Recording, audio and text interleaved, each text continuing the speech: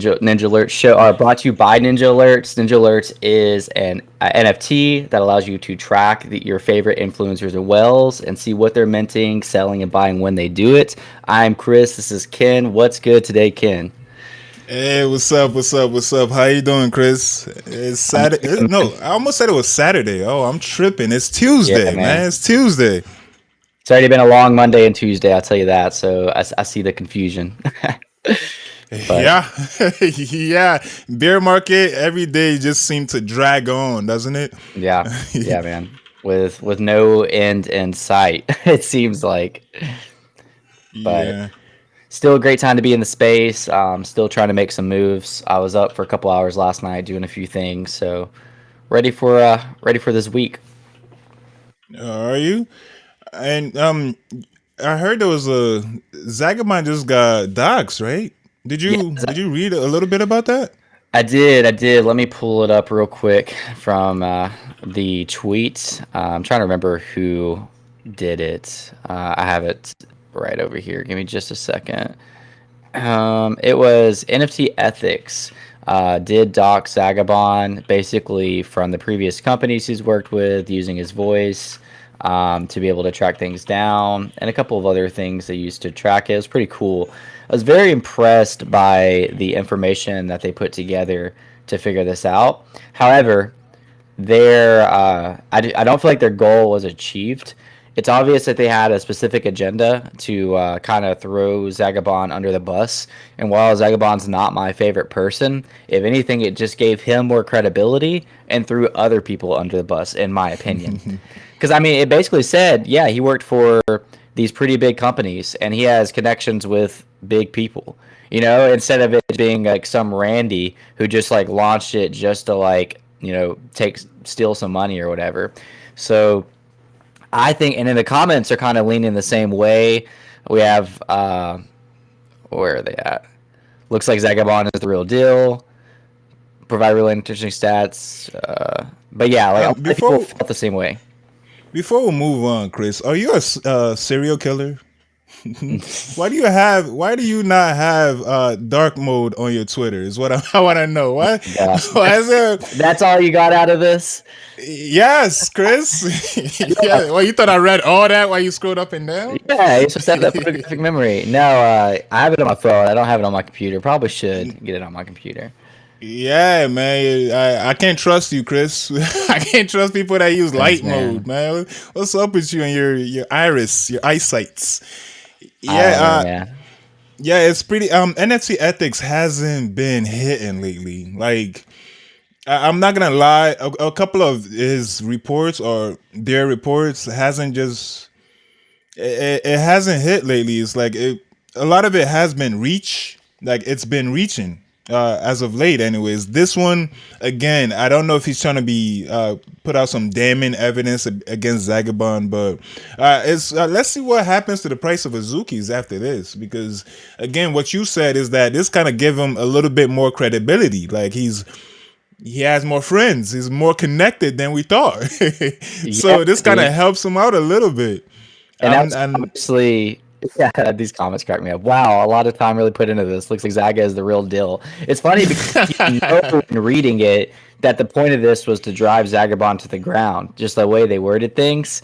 And I was really impressed by the information, but overall, not really. I mean, like, I'm still not personally a fan, but that just shows me that it wasn't some Randy.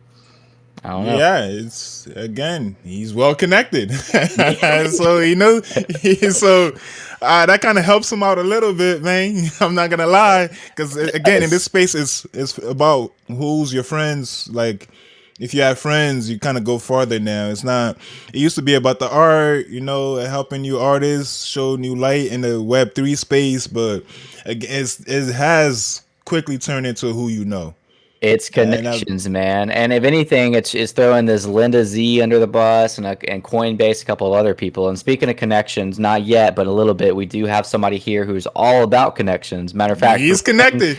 throwing events based on connecting. So we'll pull him up soon. Got a couple of other like small things to talk about, but this was a big deal today. I feel like it was supposed to be a bigger deal than what happened because if this actually was like real dirt, I feel like it could have really hurt Izuki, but the fact that it's kind of like, we just learned Yeah. that Vagabond has a good history. Yeah, or not a good history, but like a history in the space.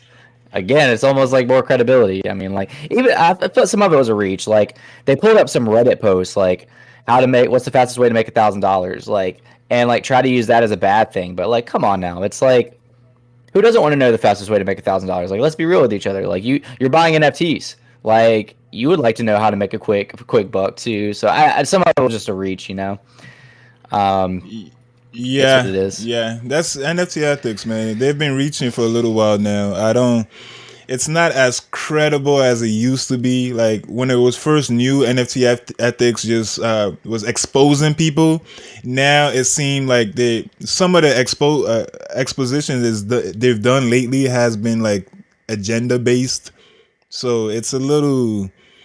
I don't know. He reaches a lot. That's what I'm saying. But this one, exposing Zagabond kind of helped him out a little bit. So he's connected. He's well connected. That's all we got from that whole spiel over there on your anti-night mode because you're Yeah, serial killer, Chris. yeah. But something else I want to talk about is the war against soul projects. hmm It's a big war. The Ethereum projects are going against Soul projects, and as we talked about yesterday, the Not Okay beers came out, You're and welcome. yes, I almost got yesterday, Chris. I You're welcome. almost. No, not on that. Almost the okay beers. The reptiles came out. The not Yeah, yeah. reptile renegades. Funny. That's funny. I didn't even see that one. I almost did it. I almost did Yeah. it. It was like when I saw it, it was the floor. It was free to mint for some hmm people, but then the floor shot up to 0.06, 0.07, 0.08. It was coming back down to 0.06, and I almost pulled a trigger right there. Like it was on my screen the whole night. Like it was like 3 a.m., 4 a.m. of my time. I was looking at it. If I buy right now and wake up tomorrow, is it gonna be, like okay beers? Now, again, I'm saying this is an assault on soul projects because the description just says it's on a more, what's it called, the upgraded chain, the superior blockchain, Yeah. and Exactly. 0% royalties, 20% goes to charity, and the actual the screenshot, the donation to charity on their Discord. But I was so close to pulling that trigger, man. Like you have no idea the DJ play. I was thinking Chris would be so proud of me tomorrow when I buy this trash, because Chris, you like trash on this show. Okay, Bears after our stream yesterday. They were 0.04 ish. I think they're a little bit over 0.04. And I almost bought two. I was going to list one at 0.08 and one at 0.1. And sure enough, they hit higher Point than that. They four. hit like, They went to yeah, point four. yeah. Yeah, and that wasn't even counting being able to scoop some rares off the floor when we went live yesterday. And we were kind of late. Like, I mean, I was like during that. So that went through my head. I was like, people minted this like 5 hours ago, and some people already bought in. I was like, I'm late. I don't know if I want to DJ in this. And I was like, I don't know. I feel like it's going to catch traction. And sure enough, it had over 1K in ETH volume throughout the day. It would have been a good flip. It did end up getting delisted by OpenSea Yeah. today. I think a lot of people brought it over to LooksRare. Either way, like, I mean, who's really buying that to hold? That's a flip. So Instant hopefully people flip. got out, or just maybe rich people wanted to make a stance or whatever. Bro, Get in and out. yeah, no. There's some people, some whales on Ninjalerts that was buying them in the caseloads, like 67 of them for about maybe 3 ETH or so. They're So not okay beers. rank 59. A wallet was doing that crazy, which is Yeah, yeah. yeah, that's nuts. So I thought I already missed out on the okay beers. So the not reptiles, that's the next best thing, right? Because I missed out on the okay beers. So let me get on the reptiles, and I almost put a trigger. I didn't. Woke up this morning, I saw the news. I went on the Discord announcement. Oh, okay, not okay beer has been delisted. I was like, oh damn. Look down on the announcement. Okay, we're delisted too. The not reptiles is out of there. They delisted that as well. Now, there's if you can still buy them on LooksRare. I think the floor price is 0.002 now. I almost bought at 0.06. Huh. I'd been a quick That would have been loss of ETH. that was a bit quick L for me. But Yeah. uh, it's it brings the question because I've seen this before. The Funks, I know, of course, they don't have the connection as Zagabond. Funks actually went through the same thing when it was first introduced because again, it pretty much just ripped off Punks. It just Yeah. ripped up Punks, flipped it, and called it Funks. Like it added an extra H. That's it. So it basically stripped, it copied everything from Punks and just added a H, flipped it horizontally. Hey, So do you they know- also oh, what's up? now, I was gonna say they also got delisted from OpenSea the early days. So I think they may had to create their own marketplace, blah blah blah. Over time, when it finally got relisted on OpenSea, the price shot way up, way up. So is that what's gonna happen to these reptiles and these not okay bears? We'll see.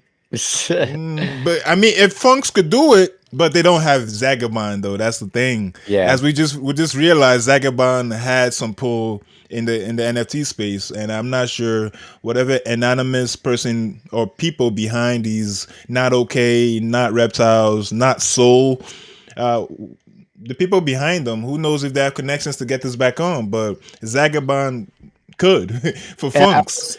I will say the difference is that like Funks and Zunks, I'm pretty sure they had royalties that he used, like obviously either pocketed it or used for Azuki. Whereas these were 0%. Well, not okay bears was 0% royalties, and like you said, 20% of that went to a mental health organization. So like at least this derivative had like morals or ethics involved. I mean, to an extent. I don't know how you want to view it, but either way, they weren't making a ton of money off of this. They weren't making any money off of it. It was a free mint and no royalties. So it was kind of like the people made money that flipped, and there was money donated to a mental health organization. Like, okay, Yeah, and some not all of it was free. Like for the reptiles, at least the first 150 were free. Then the rest was probably like point oh 0.01 or 0.025. I'm not sure the exact mint price, but not all of it was free. So they did make some money off. Well, the reptiles, anyways, because I looked at that more. I didn't really look at the not okay bears until it already blew. So they're all off OpenSea. If it comes back, the price will be Funk's level because I remember when Funks did that. I'm not sure if you're familiar with Franklin, the guy that has like damn near the most apes. yeah, I know He Franklin. shows. Yeah, of course, you know all his apes. He has a slideshow every single day about all his apes. Now I remember Like when 47 this of them happened. now. I think it's 50 now. He I goes think for 47 to 50. He like trades out those like few, like those three or four. Like he sells and rebuys, sells and rebuys. okay. So I remember when that happened to Funks, Franklin did he tweets all his trades and he had a bunch of Funks. And they were all trading that over a ETH at the time. When it came back to OpenSea, he caked up. Like he had more than 30 of them. And That's obviously they were super cheap because they got delisted from OpenSea.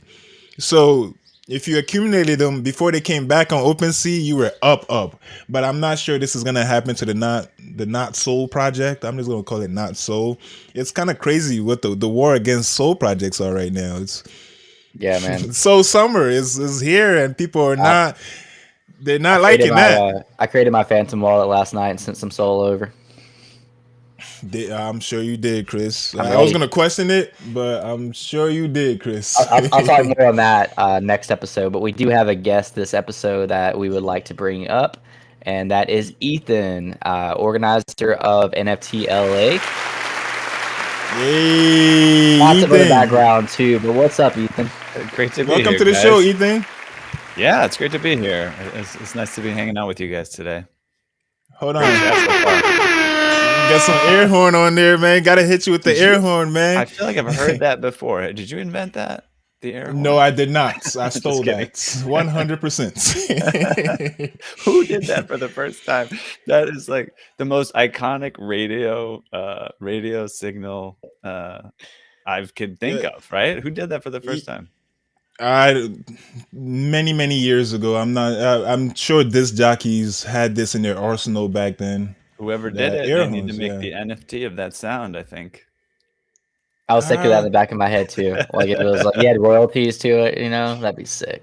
Totally. How far do you? I mean, right now it should have royalties to it if you don't if you don't own it. But how do you see that going? How would you create a like? How can a music NFT be successful? Do you know, Ethan? Asking me my opinion. Yes. Well, let's see. Number one, with a lot of NFT projects these days, some kind of utility is very helpful in order to help it be successful. Another piece that helps make projects successful, by the way, we have our NFT Edge of NFT podcast in addition to NFT LA. So we have guests on every week. We see a lot of different organizations, projects. One of the most, the biggest time ones is One Of. I don't know if you guys are familiar with One Of, but this is like a big time project with major artists, major labels. And Quincy Jones, OG Really? music guy, was like on the team from the beginning. Very cool stuff. But yeah, of course, like having an existing audience, I think, helps with any NFT project. So when that comes down to music, I think that helps. We also interviewed Euler Beats. That's an interesting NFT music related project. They have generative music that is that's looped. And Mark Cuban was a big fan of that. Actually, they made some really interesting. I mean, Mark Cuban's name hasn't been the best lately, man. I'm not No, gonna lie to you. oh yeah. He was in the Zagabond article. Tell me. Oh Very yeah, tell briefly. me. What did it say? What did it say? On the Zagabond, he was just a reference as one of the investors. It was very, very brief. I was just saying he was in it. Yeah. Yeah, he was on the Titans too. I thought it was got going to be rugged a a little deal. while ago. Yeah, he's under Titans too. We actually just interviewed somebody about that yesterday that was involved. But yeah, he was in the Zagabond article. I was expecting him to play a larger role because who sent it to us? They used that picture with Mark Cuban. I was like, oh gosh, this is gonna get crazy. I think he was just like an investor in one of the companies. Clickbait. Well, yeah, that's another thing I was gonna say though. After saying that, like bigger names attached to projects, of course he wasn't an investor in Euler Beats. He was just, they've got an awesome quote from him, which just said like it's like one of the coolest project ever or whatever. So they got to use that, wherever they wanted in their marketing. But these people with names on projects or existing audiences, of course we got to be careful, right?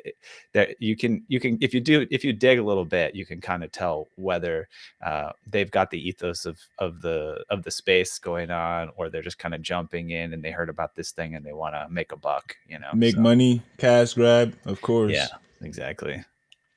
So what utility would you be happy with for a music NFT for you to hold it? Like what? I mean, you can't say royalties because that's still a little iffy how you could split royalties with people that own your NFTs. Or has that been ironed out yet? Or there's a project that we've had on the podcast as well. They're called, I'll think of it in a second, but they're called band royalty. That's what it is. And actually what they've done is they actually bought the rights to music. So people don't know this, but as long as you have the money, you could buy the rights to like a Beyonce track, and you don't need her permission. I mean, depending on the she artist. doesn't own it. Well, what happens most is, of the top level artists don't really own their music. right. Well, what happens is they create the music, then they create some sort of a licensing agreement with it. And my understanding is you can rent a license as well. So you could say, and that's I think what band royalty is doing. So you're going to say, we can have a license to a Jay-Z song for 1 year or 5 years or whatever. We're just going to buy it. And basically what that means is if that song goes crazy and it gets used a lot, then whatever money that comes in, they're entitled to whatever portion that licensing agreement said. And if it doesn't go crazy or it's not popular, then it's a little bit less. But it's a really interesting model because the things that they've brought on board, they actually haven't necessarily had to have the permission of the artist, right? These are just licensed music that's for sale.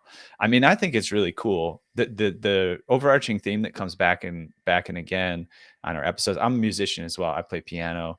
I studied jazz at university and played in bands and stuff like that. So you can't have music without the community. You can't have music without the audience. Like it's nothing, right? I can sit here at home and play piano and I can enjoy it. That's great. But for me to have a career and have a community and have a following and all this stuff, it's a two-way relationship, and those fans are so important to it. So I think it's totally makes sense. You got to reward the fans in some way, and if it's through royalties, that's a pretty awesome way to do it. And some of these projects, one of the biggest problems is it a security? Like legally, is it Yeah, something?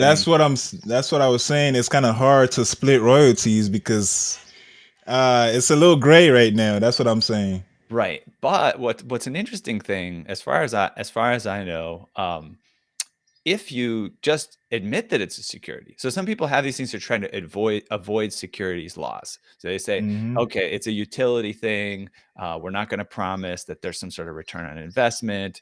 It's just a collectible, all this stuff, and try to really make sure that they're not saying it's an investment. You say it's an investment, it Yes. becomes a security. And so there's a whole other way about that where you could say it's an NFT. We're saying this is a security. Like we're promising a return on investment. And all that means is they can do that. But, well, I don't know if you can even promise, but you have to like Yeah. speak the language of a security. And as long as Hmm. the Securities and Exchange Commission is aware of it and it's registered and they can, manage it like they would any security, you can have an NFT that is a security, but it's just more complicated. And I think that's why people avoid it. Yeah. Yeah, it's a lot more complicated. There's a lot more red tapes and loopholes you got to jump through, and a lot of people into NFTs are younger. They don't, they're trying to skirt, use different words. Oh, the tokens is only available for this game we made, so it doesn't really exist outside the game.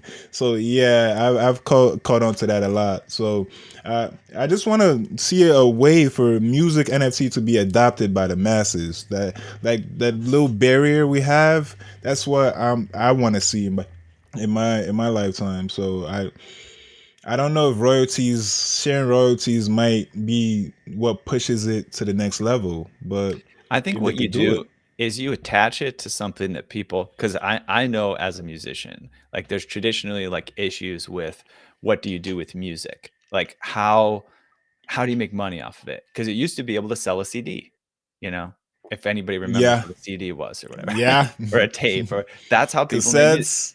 Records, and people made boatloads of money off of it, and then that stopped being a thing. And then they made money off of their concerts, right? Because they could charge like 50, 100, $200 for a concert ticket, get a big arena full of people. So the album was almost like a lost leader for the concert and touring revenue. And so Mm, basically what I'm saying is attach the NFT to something that people already want to pay for, and then just grant them mm. an NFT alongside of it, and then add some of the perks that go along with it. So, So you're we talking had about an a bundle. yeah, a bundle, but yeah, attached to something people, you don't have to guess whether they're going to buy it. Because if people aren't buying, I mean, maybe they are, but people aren't really buying like, oh, I want to buy one MP3, you know, on iTunes. Mm. Like people aren't doing that, but they are buying a ticket to a concert because they want to have a blast and they're willing to drop a lot of Mm. money on it. So So if you think if NFTs are more connected to live shows, it'll be more, adaptable by the masses. I think it'd be a really cool idea. I mean, we created this Spirit Seed NFT collection. It was only 100 items. It was meant to be kind of like a foundational project for what we do. And this was just when we were doing our podcast, Edge of NFT, before we had even planned NFT LA. And, Mm. we said, if you get one of these Spirit Seed NFTs, we'll give you a free ticket to the conference we're going to host in sorry, the screen changed, so I got confused there. The conference we're going to host in Q1 of 2022. Well, nobody really knew whether that was going to be a great conference or not, right? I mean, we still had yet to really finalize it and everything. But what was really interesting is the value of those NFTs that we that were out in the market and people had purchased. It skyrocketed once NFT LA started coming, and there was a lot of FOMO around attending the event, and people wanted to grab those NFTs as a way into it. So I think people love events, especially if it's entertaining and fun, and it gives you like it's almost like an out of this normalcy experience. So, and I think you have that as a theme in music as well. So I say go for that.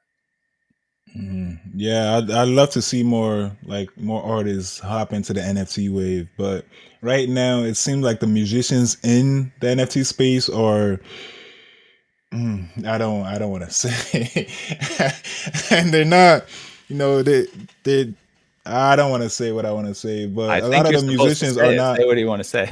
Well, Say I'll it. just say amateurs. I'll say amateurs. They're Okay, got not. it. They're not the professional musicians that are adopted by the masses yet. So I Right. I just kind heard of this going on with the recent, you know, that girl that did the NFT song, Crypto Boy song or whatever. oh, that thing is One of the guys in the space did like a remix to it or whatever, and that's everybody did.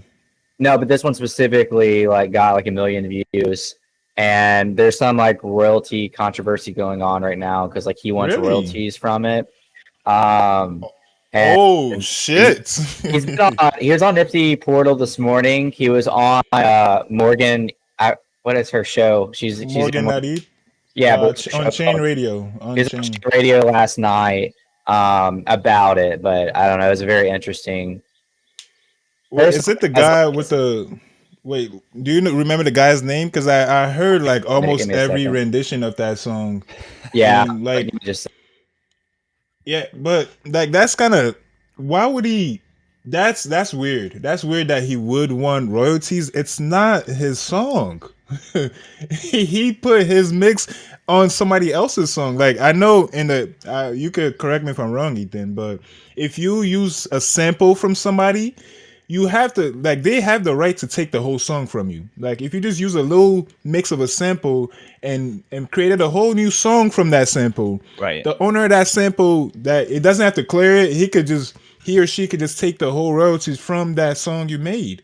Yeah, So it's a permission thing. I mean, basically, licensing is an agreement, and anybody can have mhm. any agreement. So but you have to get this is a really good example, like branding. Like if you say like Marvel Comics or something, right? A lot of these brands that have an existing IP that has a lot of value, they won't just sell their IP to anybody, right? Oh, I want to make T-shirts with Marvel characters on it. Okay, well, let's have a conversation. Are you going to destroy our brand? Like, are you going to put them on T-shirts Mhm. like, all doing something that won't will be disrespectful or like devalue the brand? So it's that consent is part of it, and if the consent's not given at all, regardless of whether there's a financial thing, then I guess it just comes down to a lawsuit. They can always just say stop putting that out there, cease and desist, and then it Mhm. would go to a lawsuit, and then they would potentially yeah, maybe they could request at least all the money from the song or a certain portion. Then it comes up to the courts, I believe. Yeah. I think that's part of the Yeah. hesitancy too for bigger brands jumping into NFTs because they don't want like people getting rugged or losing a bunch of money under their brand name. So a lot of larger IPs are, I think, just kind of being more careful when approaching the space. This is the guy. I Oh, I know that guy. Well, I just heard about him like maybe a week before this song came out. Like it was weird. Like people were being very charitable to him, and I found it weird that like people were just sending him money because I guess he had videos saying he showed a shower or something. He needed money and stuff. And I didn't know why where people were being so charitable in the NFT space. That's not the NFT space I know. That's not the space I know where it got shit posters. Like if you got hacked, you're gonna have a thousand shit posts under your message talking about it's your fault. It's a strange space, but they were being very charitable to this guy until I heard this song. Then I was like, oh, okay, he has a talent. He's very talented. Yeah, he is very Like good. I'm kind. Maybe very. I just didn't catch the right part of the conversation, but I'm kind of with you. Like, still not He really doesn't his own it. song. He You doesn't know, own it. Not one bit. so maybe I just caught the wrong part of that conversation, and so. But yeah, it's kind of odd jumping on a reacting to somebody who's already famous because this girl's already famous on TikTok. She's got millions, and on Spotify. She's already made it. So you think Mm. somebody who's already made it, and then your rendition of it kind of getting bigger and then wanting royalties from it. Maybe I just caught the wrong thing. Yeah, I don't know. maybe because he's not entitled to a dime, not a dollar, nothing. I Like mean, but potentially if the originator of the track who it got sampled from gave the royalties away, they said, "Oh, this is public domain and anybody could use it for whatever they want," and then he did some sort of remix, he might have something uh there. But yeah, I doubt I that's what don't happened. know. I don't think so. I mean, you're a musician, so you know if you create something And you're not just gonna make it public domain just like that after you've created it. This thing went viral. Like almost every NFT musician, I'm calling them NFT musicians. They did their own rendition of this same thing. I know Spidey Wi-Fi had a track. Gutter Jesus had a track. There's a few people that had a track on top of this, but you can't ask for royalties. It's not your song. Yeah. It's not your song. It's Yeah. promo. It's promo, yes, to get your Right. name out there, but you can't ask for royalties for adding your voice to somebody else's song. I don't. That's a disconnect there for me personally. Yeah, But I if don't that's on it what, too much. Maybe I caught the wrong end of the conversation. I just know when I jumped in, there was a conversation about how this girl was donating a ton of it to a some women's organization, and how they were possibly going to give him 5% royalties, but he didn't. He wanted more than he wanted more than so they was gonna give him money.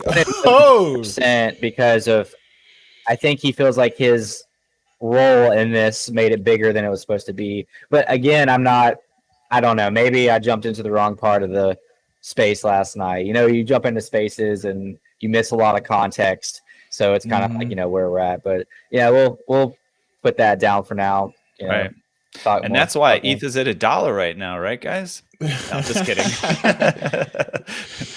So if you've just jumped into this space, like yeah, if you're just joining us, ETH is at $1, and this dude wants royalties for somebody else's song. oh man. But Ethan, tell us a little bit more about NFT LA. Now, I just learned that you organized NFT LA. I was there. I went to a few events. I must admit, I don't really go to the panels because it tend to be boring. Like I go to all the side parties. I was on almost every NFT party. Like when the NFTs I own, anyways. So that's kind of what I do with NFT NYC, NFT LA. I don't.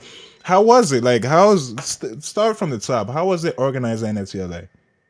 Well, first of all, in terms of taking credit for it, it's a huge team effort. And actually, my co-hosts for the podcast, my co-founders for our business, Jeff Cowley and Josh Krieger, were really huge parts of the production of the event, as well as a partner that we had named Zach Zakar, who had been producing events in LA for years in the tech space. And then beyond that, we had it's like a team of 5 grew into 10 to 20 to, we probably had a couple hundred people, when you count all the people setting up lights and security and all that stuff that were sort of loosely affiliated with us. So definitely it's a team thing, but it's ambitious. That was the first time we did NFT LA, and we had just started our podcast in March of 2021, and literally 1 year later, I still can't believe we were able to put on that event. We thought we'd have 2,500 people. We had 3,500 people. And people were knocking down the door to speak and attend and all this stuff. To be, without not being modest, I think we did an incredible job.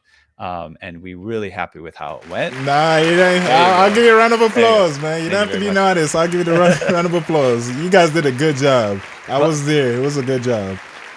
But one thing I did keep saying is like, it's a community thing. Like beyond all the people that I mentioned that were like producing the event, it's the attendees. Like, they're making it. Everybody that I met there had great energy.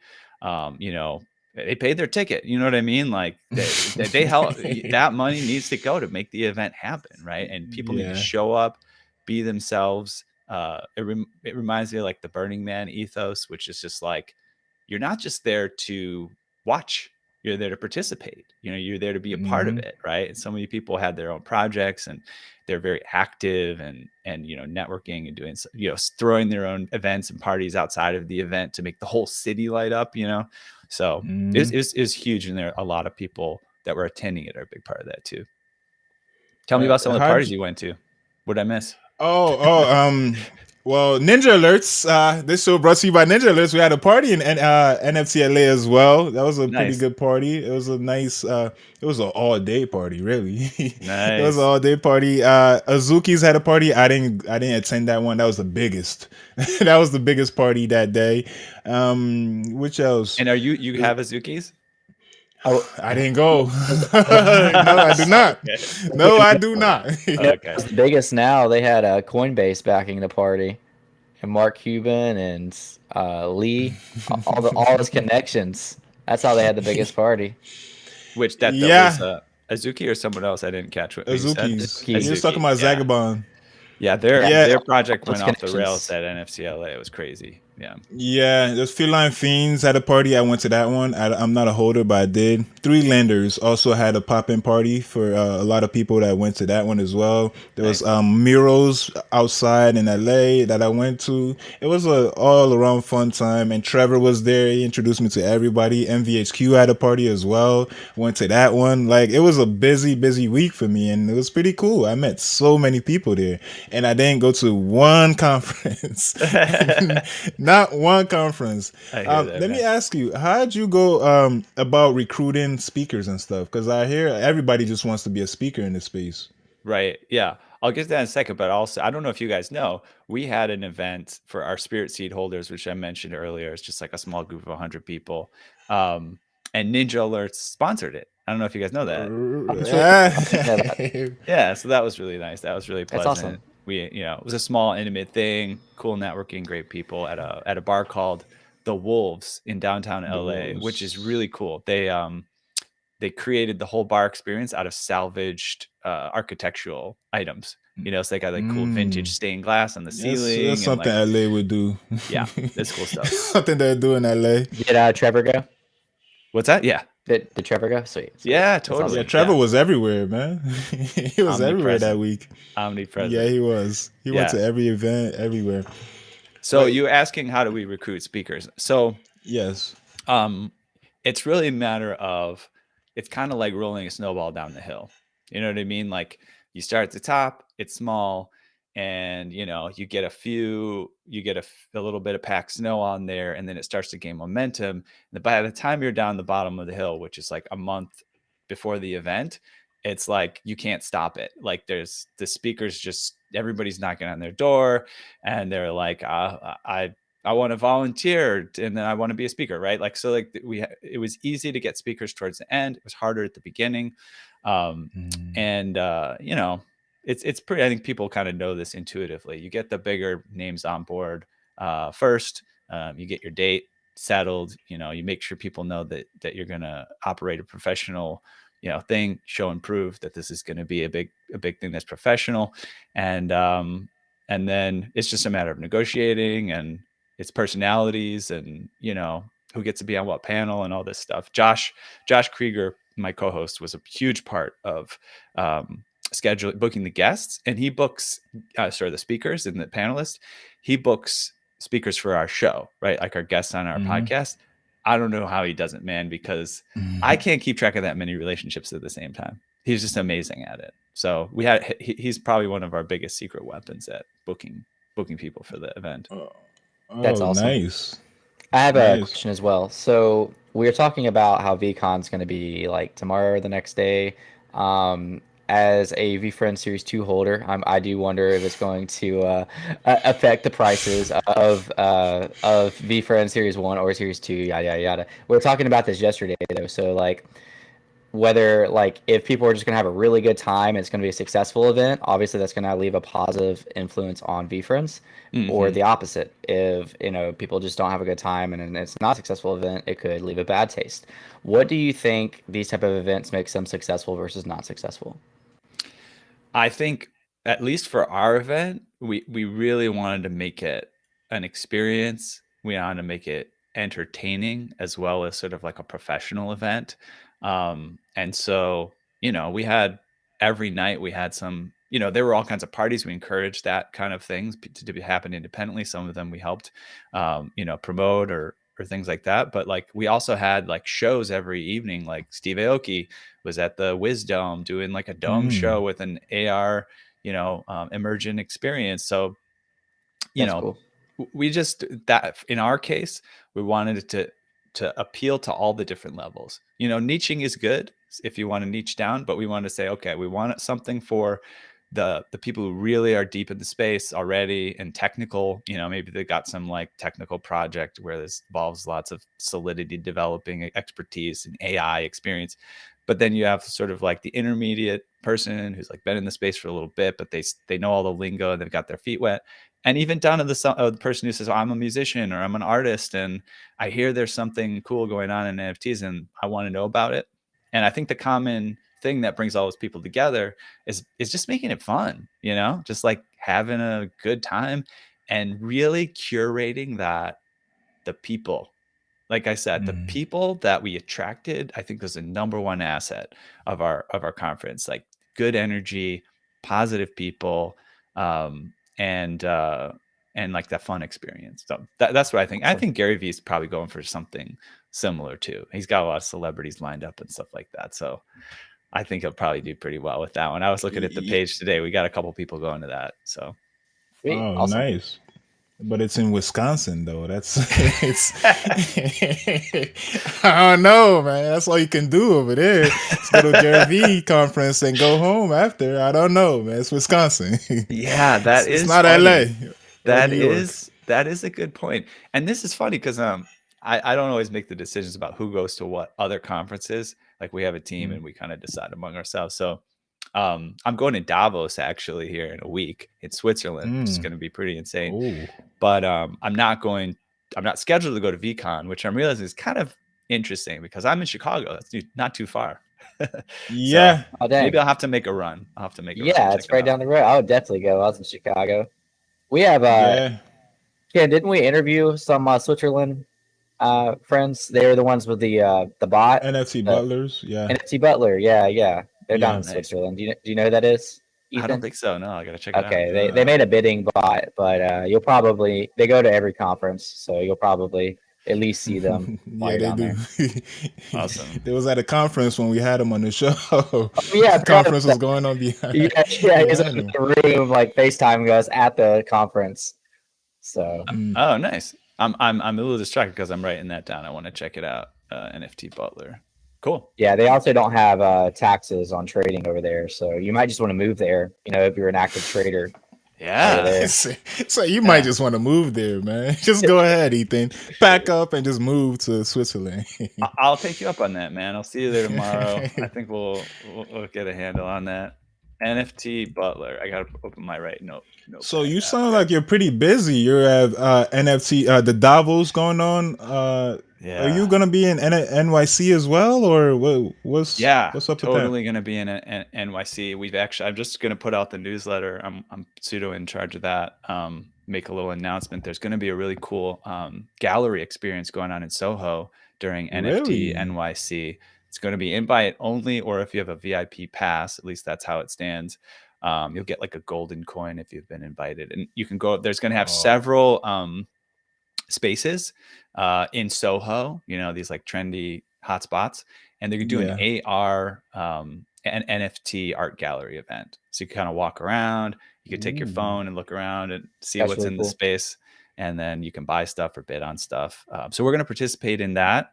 We're going to do probably a live podcast recording on the 22nd of June while we're there, and have our NFTs probably as part of it. Our Spirit Seed NFT, which I mentioned a couple times, and the Living Tree NFT. Our Living Tree is what I wanted to ask you. Is that upcoming NFT? Yeah, totally. And remind me, I have a link that I could share with whoever's watching, that they can get on the is this it? The green list for that? No, that's Spirit Seed. That's Spirit Seed. And Living Tree, we actually don't have a live site right now. We had one up, and we kind of like we're on like stealth mode right now, but we've been doing some really cool stuff. So people can go to edgeofnft.com/AR. And is that your podcast? Yeah, it's our podcast, and then it's like a subdomain where they can check it out. It turned it from a 2D asset into a 3D augmented reality game ready asset, so they can at least see a prototype. You can plant it in your room right in front of you and like walk around it and check it out. Yeah, there you go. You're in the right space. So if you click that green button, start here, that'll take you to the next page. And we partnered with these guys at Shaderverse. I met them in LA. Nice, nice. Yeah, and they're also friends with Trevor. They helped make the Yes, they connection are. here. So this is actually my art from like 10 years ago. I was making it in 2 dimensions. It's generative art. So the branches, the lengths, the angles, the colors of these branches are determined by equations and randomized inputs. And so if you Mhm. refresh the page, you'll have a different tree. And Whoa. if you do it on, yep, there you go. That's sick. Oh, nice. Heck yeah. Air hunt for that one. Yeah. That's Nice. awesome.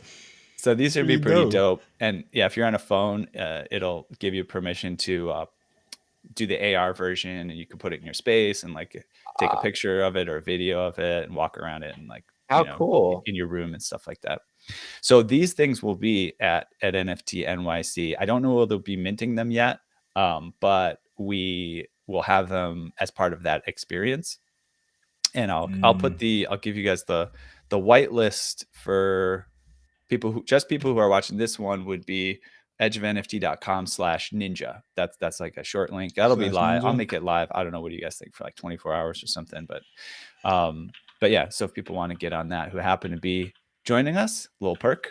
And those are Do you think could you offer it for people that even just like end up watching it afterwards? Because we do have a good amount of people that watch it afterwards.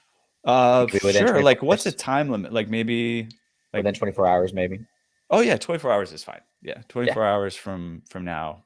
Yeah, we'll keep it up that You're way. welcome, viewers that decide to go watch afterwards. Yeah, and by the way, so So when people mint these, each one plants 25 real trees. That's So awesome. there's over 5,555 of these, and so that means we'll plant over 125,000 real trees as part of this project, which is a pretty good sized forest actually. So that's exciting. And the Spirit Seed project, we offset. We actually just wrote the check to our partner. We offset 2,400 metric tons of carbon for that project. And so each individual Spirit Seed that was minted, it offset 24 metric tons of carbon emissions, which is basically the average American's emissions for 1 year. really Yeah. Wow, that's awesome. nice. So you Nice. can, you can fart all you want that year and you can feel okay. Yeah, Sit in my Chris does all the vehicle, farting for all of us. sit in my vehicle, let it run for an hour. Yeah. All those fun So things. it is edgeofnft.com/ninja, correct? Ninja. Yeah. Okay, Okay. just making I'll write sure. it in our little chat here and you could share it just Yeah, to make sure you get it right. yeah, I have it on the. It's on the Perfect. screen right now on the chat. Awesome. Yes, yes, Okay, perfect. yeah, All the right. green list. Yeah. I got it up right here. Cool, Yeah. cool. And it'll just ask you to do a verification word just to make sure it's not bots stuff. But yeah, easy stuff. Oh, nice. And you're also hosting NFT LA next year, correct? Yeah. And I mean, When do you when do you start? so we pulled together this NFTLA in a matter of months. I mean, like I said, it was only a year past we started the podcast. So you could imagine like maybe 6 months before we were percolating on it and starting to put it together. So we've literally just had 2 internal meetings the past 2 weeks where we got together with our team from the event. We did like a postmortem, like what are all the things that went really great? What are all the things that we want to improve for next time? So, we're already planning for NFTLA 2023, and we're pretty confident it's going to be lit because we're going to have all these lessons that we learned from an event that we're already getting great feedback on. So just going to make it bigger, probably more people, and sort of tweak the experience according to people's feedback, switch around maybe how many panels and, main speakers there were and other types of VIP experience. We had a pretty great VIP experience, but I think we can even level it up again. And even the side of things, I mean, with all due respect, it's like we know that a huge part of these events, NFT NYC, NFTLA, Decentral, is the parties that are going on all around it and the networking. Yeah. So we did like intentionally support all that as part of NFTLA #1, and we'll go even further to do that for the next NFTLA. for Wait, sure. I forgot to mention my one of my favorite parties I went to was the Loser Club in NFT LA. That was the first party. That one was kind of close to the best party I went to that day. It was pretty cool. Nice. Yeah, I had to mention that one as well because I do like Second to Loser Club Ninjalerts. Reborn. What happened? As a second to Ninjalerts. Oh, of course, of Yeah, course, so of course. Yeah, but yeah, thank you for dropping all this alpha. Like, I have a question. How do you think if we're still in a bear market come June, how do you Mhm. think that's going to affect NFT NYC? It's a good question. I mean, from our experience, I mean, I wouldn't say we were in like a bull run or anything when we did NFTLA. So I think I don't know. You can't predict these things, but my imagination is that we have a lot of diehard people in the Web3, NFT, and crypto Yeah, space, we do. and most of the people that are in it, um, it's funny, right? Because we ask these we quick hitters on our podcast. It's 10 quick questions to get to know our guests a little bit better, and we found interesting things about them. We ask them, "What's the most recent thing you bought or sold?" And it doesn't have to be NFTs, but sometimes we cover that. Almost all of our guests, this is off the top of my head, I didn't take statistics on it, but they hold stuff. They're not like, Collectors. they're trading here and there, but they don't sell a lot of stuff. They just hold on to it. They're long on the whole space. And we're getting some of the sharpest, smartest folks in the industry on our podcast. So um, there's that audience that just kind of sees that there's a future in Web3. It goes way beyond all the art projects. Nothing to, Hmm. not to diss any of the art related projects, but there's so many things going on with Web3 and NFT. This one, This please. This one right here, right just now. diss That's them, why right? we're here. Yeah, I got to be diplomatic, but I'll say, there's so many things going on in Web3 that are exciting. If you just look at ticketing in general, right? Like aside from what does the picture look like that's associated with the NFT for the ticket or whatever, or what is the community for the collection? It's a no-brainer for ticketing to use NFTs. I wish we created NFTs for our whole event tickets, but we didn't get all the way there. But for our Spirit Seeds, we created a VIP voucher. We dropped it to your wallet, and you could trade that if you wanted to. You could sell it, and I saw people trying to trade and sell the traditional tickets. Oh, hey, anybody got a ticket? I need a ticket. Uh, I just got scammed. Like, there's all this. It's hard. I mean, we don't want that to happen to Mhm. people, but like trying to have like a ticket transaction on the open market is incredibly difficult. NFTs are trustless. So as long as they trust that that's our collection, we verified it, they can trade with anybody. They don't have to know who it is. They just put a bid or they buy that and they know they have the ticket voucher for the event. And so it's stuff like that where there's a lot of people in the space that have seen it deep enough that they know no matter where the markets go up and down, there's really a long haul here. And so they're still excited about it and they don't, get phased. ETH Denver was similar. We saw a lot of excitement at ETH Denver when the market wasn't really doing, too hot. Yeah. People were still having a good time, excited, and like just playing the long game. That's my thought. I think it's going to be good. not to mention How like traditional tickets, they get locked to. I went to a Billie Eilish concert like 2 months ago, and did you? I did, yeah. You And didn't mention that on here, Chris. there was a there was a chance that we were going to have to bail out. Long story short, and we weren't able to sell. We ended up going instead of selling, but we weren't able to sell the tickets until 24 hours before because the Ticketmaster's closed-in system. So at that Mhm. point, there's really no reason to bail out. So again, we just ended up going. But I was thinking the whole time, like, man, if this is an NFT, this would be my asset that I could have sold weeks ago if I wanted to. But Right. here, Ticketmaster is, or whatever company we were using, basically locking you in until like a certain time before. It was just kind of lame. Yeah, yeah. And also there's a whole space of renting your NFT. So like you could hold on to the NFT because you like it and you want to keep it as like a collectible, but you could rent it to someone, they go to the event and you still have the NFT. Maybe it's good for a ticket for next year's event. So and Yeah. that stuff is Mhm. easy to execute too. So it's cool. Yeah. And how does somebody get one of those golden tickets to NYC from you? Oh, Okay, let me see. Well, first of all, I believe if they have a VIP pass to NFT NYC, I think that the guys that are putting that art walk on are going to allow Mhm. folks in. So just keep your eye out for it.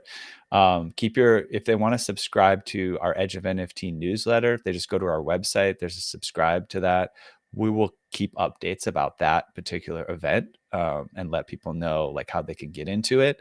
And beyond that, it's just going to be a case by case basis. Our Spirit Seed. Well, if you want to get a Spirit Seed NFT, guys, if there's any for sale, go get it, because like it's like the market's down, they're cheap, and the our Spirit Seed holders will get into that event.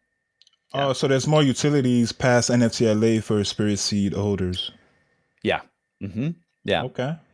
Yeah. So if they're trading, or if there's any one of those, and you hold one, again, like at the time that we're going to have this, we're going to be participating in this, we'll get you a coin, a golden coin, and you can come hang out and enjoy. Oh, nice. Okay. Cool. Yeah, man. Hold on, let me see. I'm trying to. All right, nice. Spirit Seeds, nice. Do you have a link to your podcast? Let's broadcast that as well. Yeah, I mean, the best thing is just to search on Spotify or iTunes, Edge of NFT.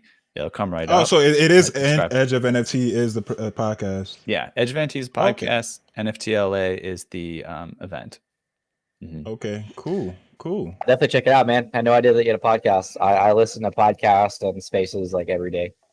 Nice. Yeah, and we've got kind of like a top secret thing going on too. We're working on like an NFT integrated podcasting project. So, Really?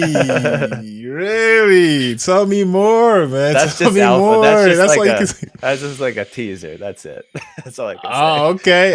I have a lot more questions now, Ethan. I have a lot, like how, but yeah, we'll save that for next time when you guys figure out the details about it.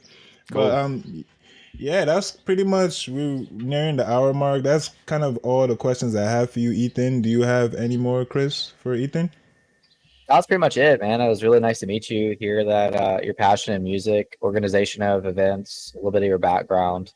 So yeah, I'm really glad that you came on, man. I would love to have you in the future, again, or just talk to you again. And if I'm at NFT NYC, I definitely hope to see you, of course. Yeah, and we're connected on Discord, so keep in touch. So we'll be in Anything touch. else you'd like to say before heading out? I'll just remind people, if they, that link's right there, edgeofnfts.com/ninja, and you can get on the green list for the Living Trees, which is going to be a dope project coming out. It's great for the environment. And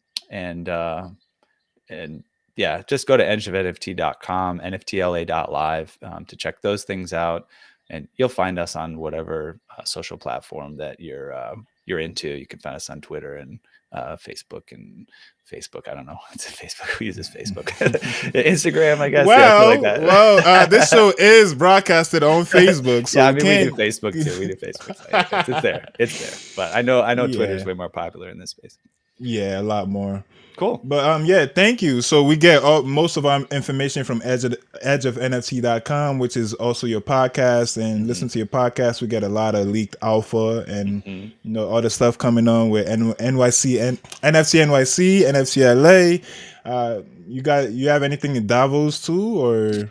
Look out for Davos. We're putting out a lot of content while we're in Davos. We're partnering with the Crypto House, which is there's all these houses in Davos.